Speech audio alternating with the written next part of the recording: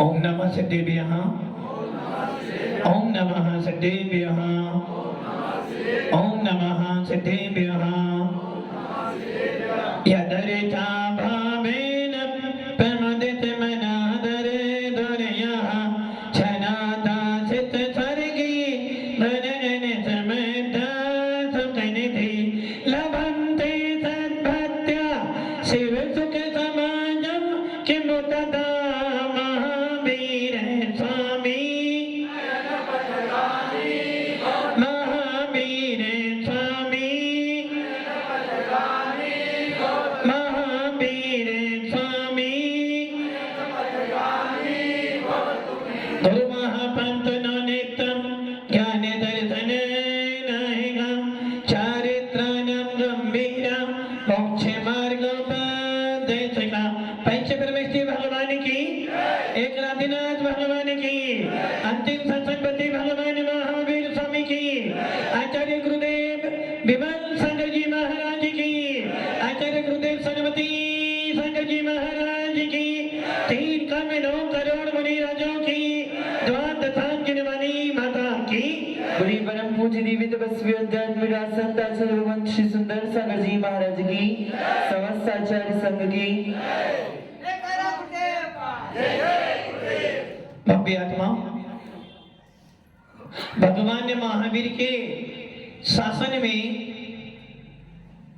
आत्मा और परमात्मा, भगवान महावीर के शासन में आत्मा और परमात्मा को जानने के लिए जिन वाणी मिली है, आत्मा क्या होती है, परमात्मा कैसे बना जाता है, इसको जानने के लिए हमारे जैन शास्त्र में जिना आगम लिखा हुआ है। जो जिन आगम को पढ़ेगा वो आत्मा से परमात्मा बन जाएगा। जो जिन आगम पे श्रद्धा व्यक्त करेगा वो सम्य दर्शन को प्राप्त कर लेगा, और जो जिन आगम पर चलेगा एक दिन महावीर जैसा बन जाएगा। भगवान कुंद स्वामी जिन्होंने भगवान सिमंदर की सीधी वाणी सुनी, भगवान कुंद जिन्होंने विदेश क्षेत्र में जाकर कुंद के उस जीव ने समोसण में जाकर सिमंदर स्वामी की वाणी सुनने के बाद इस भरत क्षेत्र में आने के बाद जिन आगम को लिखा, और वो जिन आगम जो अनादि काल से लेकर अनंत काल तक जीवंत हैं। जब भी कोई मोक्ष मार्ग पे बढ़ेगा, जब भी कोई जिन शासन में सम्य दर्शन की प्राप्ति करेगा, और जब भी इस जिन शासन में कोई व्यक्ति कोई जीव आएगा तो उसको सबसे पहले जिन आगम को पढ़ने का अवसर मिलेगा। अब आप ये सोच लो कितने सौभाग्यशाली हो कि जिस कुंद स्वामी ने जिस जिनवाणी का सीधा प्रसारण, आजकल क्या करते हो जब कोई कार्यक्रम करते हो सीधा प्रसारण लाइव टेलीकास्ट, किसका, शादी का हो, मरने का हो या पैदा होने का हो, किंतु भगवान कुंद ने क्या किया, सिमंदर स्वामी के पास जाकर विदेश क्षेत्र में जाकर सीधा लाइव टेलीकास्ट देखा, सीधा प्रसारण लिया, बीच में कोई व्यक्ति नहीं, एक तरफ देवादिदेव सिमंदर स्वामी बैठे हुए थे और एक तरफ आचार्य कुंद भगवंत सिमंदर स्वामी के समूह शरण के अंदर जहाँ भारत सभा नदी थी, ऐसे विदेश क्षेत्र में कुंद स्वामी गए और वहां से जिनेन्द्र देव की वाणी सुनी, और उसको सुनने के बाद सीधे भरत क्षेत्र में आए और हम जैसे जीवों के कल्याण के लिए समय सार, नियम सार, प्रवचनचार, पंचस्तिकाए, अष्टपाउड़ आदि 84 पाउड़ लिख गए कि भैया मैंने सीधा ग्रहण किया है और सीधा का सीधा मैं लिपिबद्ध कर रहा हूँ। मैंने जो जिनेन्द्र देव से सुना था वो ही बातें मैं शास्त्र में लिपिबद्ध कर रहा हूँ। जो मैंने प्रैक्टिकल देखा था उसका मैंने वेदन किया था, और जिसका मैंने वेदन किया है, अनुभव किया है, उसी को मैं शास्त्र में लिपिबद्ध कर रहा हूं, इसको पढ़कर क्या काम करना, इसको पढ़कर इसका चिंतन मनन कर सच्चे परमात्मा के स्वरूप का अवलोकन करना सीख जाना। इस जिनागम को पढ़ने के बाद अपने मन में, अपनी आत्मा के अंदर ये श्रद्धा उत्पन्न कर लेना कि परमात्मा कैसा होता है। इस जिनागम को पढ़ने के बाद अपनी आत्मा में सम्यक दर्शन उत्पन्न कर लेना। इस जिनागम को पढ़ने के बाद भेद विज्ञान प्राप्त कर लेना कि मैं कौन हूं। इसलिए कुंद स्वामी ने जिन आगम लिखा और भव्य आत्माओं उमा स्वामी जी ने उसी जिन आगम की परिपाटी चलाते जिन शासन में जिस प्रकार अन्य संप्रदायों में कहीं बाइबल, कहीं गीता तो कहीं कुरान शरीफ का मूल्य है, उसी प्रकार हमारे जिन शासन में, वीतराग शासन में सबसे पहला सूत ग्रंथ कौन सा ग्रंथ? यदि कोई पूछे जिन आगम का सबसे पहला शास्त्र कौन सा है तो वो है सठ खंडागम लिपिबद्ध। यदि कोई आपसे पूछ ले जिन शासन का सबसे पहला शास्त्र ऐसा कौन से जिसमें नमोकार मंत्र लिखा गया तो सीधा नाम आएगा पुष्पदंत भूत बलि के द्वारा लिखित है धवल पुस्तक अर्थात सठ खंडागम, जिसमें सबसे पहले पुष्पदंत भूत बलि ने नमोकार मंत्र लिपिबद्ध किया। और यदि कोई ये पूछ ले कि जिन शासन का सबसे पहला सूत ग्रंथ कौन सा है तो नाम आएगा तत्वात सूत्र। प्राकृत भाषा का सबसे पहला ग्रंथ है सठ खंडागम, जिसको पुष्पदंत भूत बलि लिखा और जिस पर आचार्य वीरसेन स्वामी ने धवल टीका लिखी, धवल जय धवल और महाधवल। और यदि कोई ये पूछ ले कि भैया मुझे जिन आगम सीखना है, मुझे जिनेन देव का शासन समझना है, तो आप देखोगे भैया कुछ मत पढ़ना, मात्र आचार्य उमा स्वामी का तत्वात सूत्र पढ़ लेना तो ये सारा का सारा जिन आगम दिखाई दे जाएगा। ऐसा वो जिन आगम जिसके अंदर जीव तत्व से लेकर मोक्ष तत्व की यात्रा की गई है, जिसमें जीव से लेकर पुण्य पाप तक की चर्चा की गई है, जिस आगम के अंदर कर्म कैसे आते हैं और कर्म कैसे बनते हैं। कर्म जैसे आए थे वैसे ही तुझे निजरा भी करनी है, और जब निजरा करेगा तो बेटा पहले संवर करना सीख जाना। कहीं ऐसा ना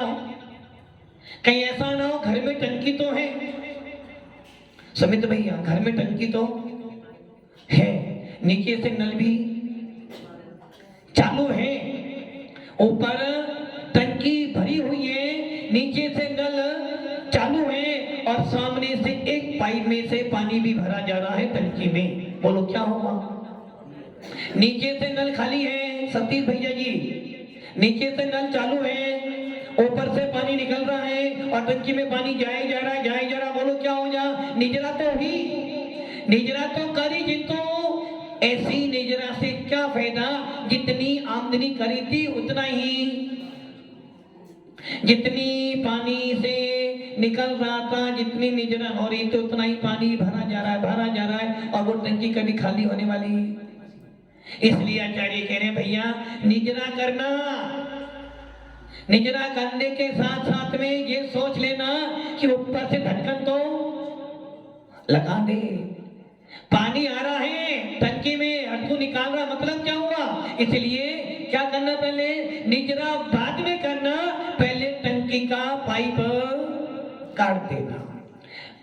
निजरा बाद में करना, पहले कर्मों को आने से रोक लेना। इसीलिए तत्वात सूत्र पढ़ोगे तो संवर करना सीख जाओगे, और जब संवर पूर्वक निजरा करोगे तो भगवंत कुंद स्वामी कह रही हैं जब तूने संवर कर दिया, कर्मों को रोक दिया, नवीन कर्म आ नहीं रहे हैं, पुराना मेहमान जो आया था तूने खाना पीना खिलाया ही नहीं, तो वो 2 दिन में 3 दिन में 4 दिन में चला जाएगा। तो तूने संवर पूर्वक निजरा करेगा तो सीधा मोक्ष में चला जाएगा और आत्मा से परमात्मा बन जाएगा।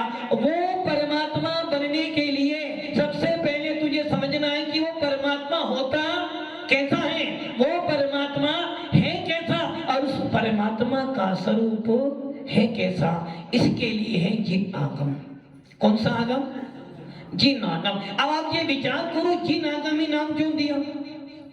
जिन, जिन मतलब जिनेन्द्र देव। और जिनेन्द्र देव कैसे हैं? मोक्ष मार्ग से नेतारम भेतारम कर्मो गताम ज्ञातारम विसतत्वानाम वंदे तद्गुण लब्धे।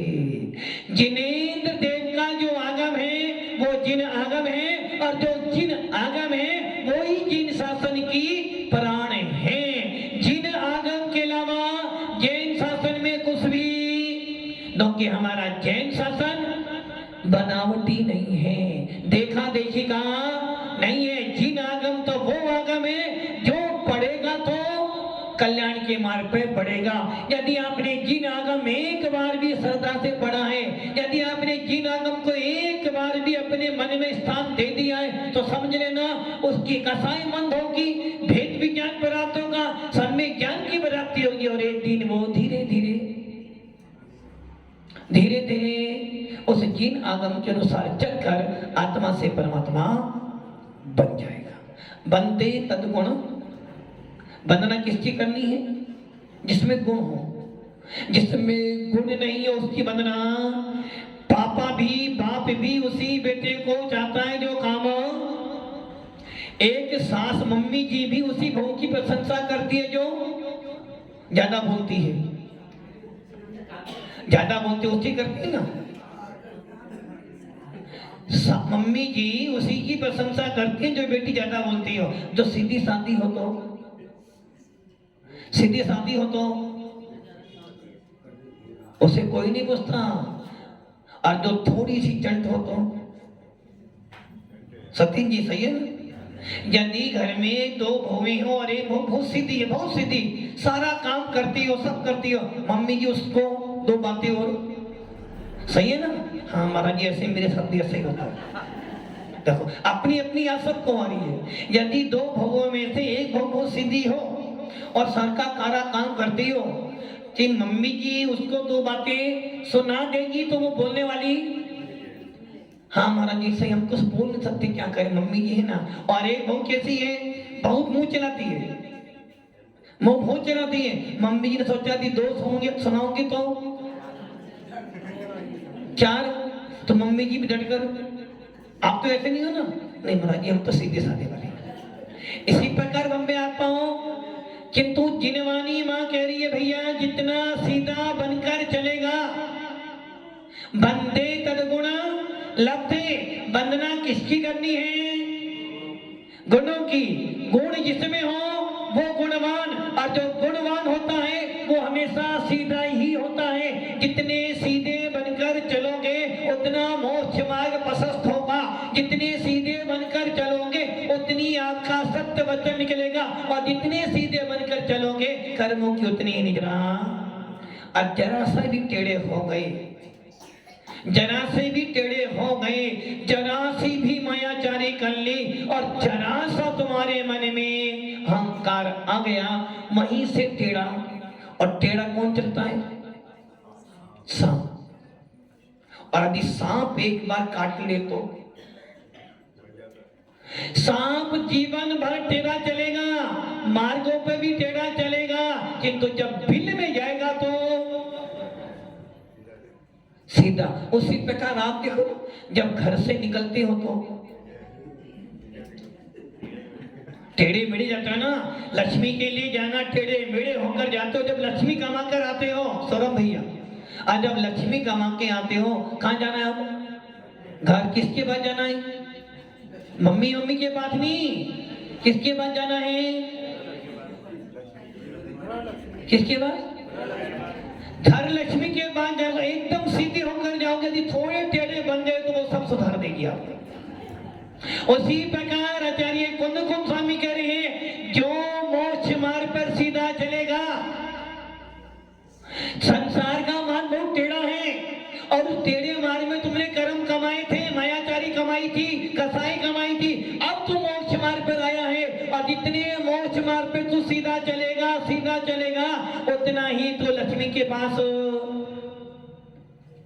जो सीधा चलेगा वही मोक्ष लक्ष्मी प्राप्त करेगा, जो टेढ़ा चलेगा वो संसार लक्ष्मी में फंस जाएगा। और एक बार यदि महात्मा गांधी के चक्कर में फंस गए तो मोक्ष रूपी लक्ष्मी से हट जाओगे। इसलिए जितने सीधे चलोगे उतना कल्याण तुम्हारा जल्दी होगा। इसलिए सांप जानता है बिल से बाहर निकलते समय भी टीड़ा निकलता है और बिल में जाते समय भी सीधा, किंतु जब बिल से निकलने के बाद जाता है तो टेढ़ा नोकियों से पता है संसार का मार्ग सीधों का मार्ग नहीं है। यदि संसार के मार्ग में कोई सीधा व्यक्ति आ जाएगा तो घर वाले उसको बेच डालेंगे। आदि 4 भाई हैं और छोटा भाई बहुत सीधा है। छोटा भाई सीधा हो सकता है ना, बहुत सीधा है। क्या करेगा बड़ा भाई? सारी संपत्ति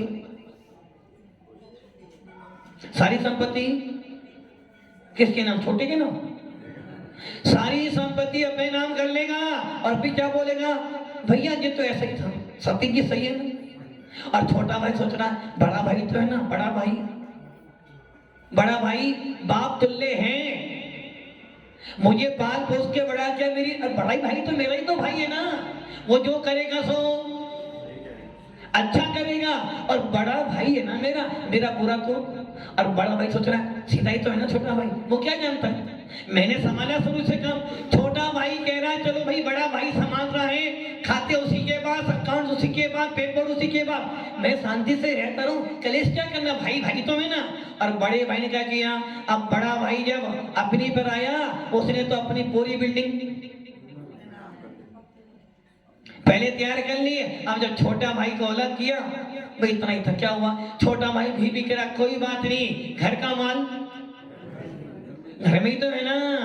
और मान लो छोटा भाई थोड़ा टेढ़ा हो जाए तो, यदि छोटा भाई टेढ़ा हो जाए तो ये ध्यान रखना, संसार का माल टेढ़ों का है, टेढ़ों का। क्योंकि संसार में सीधे बन के रहोगे ना दुनिया जीने नहीं देगी। विमल जी सही है ना, सीधे बन के रहोगे दुनिया खाने भी नहीं देगी। और यदि मोक्ष मार्ग में टेढ़े बन के रहोगे तो भगवान महावीर का शासन कह रहा है बन जा टेढ़ा। और जो टेढ़ा बन के पेड़ा खाएगा वो संसार में, तो टेढ़ा कहां बनना, मोक्ष मार्ग में।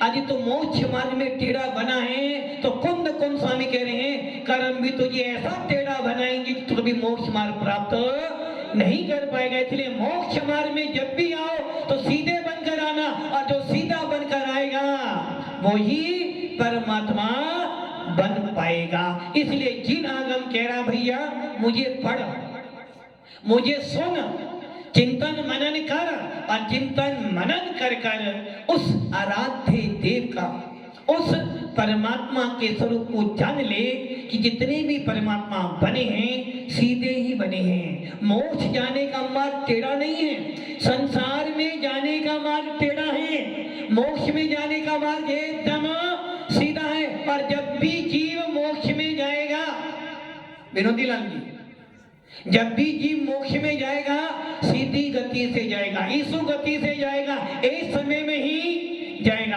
और जब भी संसार के मार्ग में आओगे टेढ़े मेढ़े 1 2 3 समय में लगाओगे। इसलिए भंबेरताओं जिन आगम का अध्ययन करने का मूल सार है अपने जीवन में सरलता का आना। जिन आगम को पढ़ने का मूल शास्त्र है ख्याति पूजा लाभ से दूर रहना। और जिन आगम के पढ़ने का मतलब है अपनी आत्मा को आत्मा में स्थापित कर लेना। जिन आगम पढ़ा है तो जिन आगम कह रहा है भेद विज्ञान प्राप्त कर। और भेद विज्ञान प्राप्त करने का रास्ता क्या है, देव साथ गुरु पे अटूट अटूट श्रद्धा। और ये श्रद्धा कब होगी, जब तत्वों का अध्ययन करोगे। तत्वों का अध्ययन करोगे परमात्मा के स्वरूप को जानोगे, तत्वों का अध्ययन करोगे जिनवाणी का स्वरूप जानोगे। और जब तत्वों का अध्ययन करोगे तो निर्गंत भेष कैसा होता है इसका स्वरूप जानोगे। और जब तत्वों का अध्ययन करोगे तो अपने निज आत्म तत्व को समझ जाओगे। और जिन दिन अपने आत्म तत्व को समझ जाओगे आपका मोक्ष मार्ग सीधा शुरू हो जाएगा। और जब सीधा शुरू हो जाएगा तो यही आत्मा चारित्र धारण करके एक दिन आत्मा से परमात्मा बन जाएगी। इसलिए कुंद स्वामी ने समय सार लिखा और उमा स्वामी कह रहे भैया सीधे बनने का रास्ता एक ही है, सबसे पहले परमात्मा का स्वरूप जान ले। यदि तूने परमात्मा का स्वरूप जान लिया तो अपने अंदर परमात्मा प्रकट कर लेगा। हम सब भी जिन आगम पे चलते हुए अपनी आत्मा को परमात्मा बनाएं। ओम नमः सिद्धि।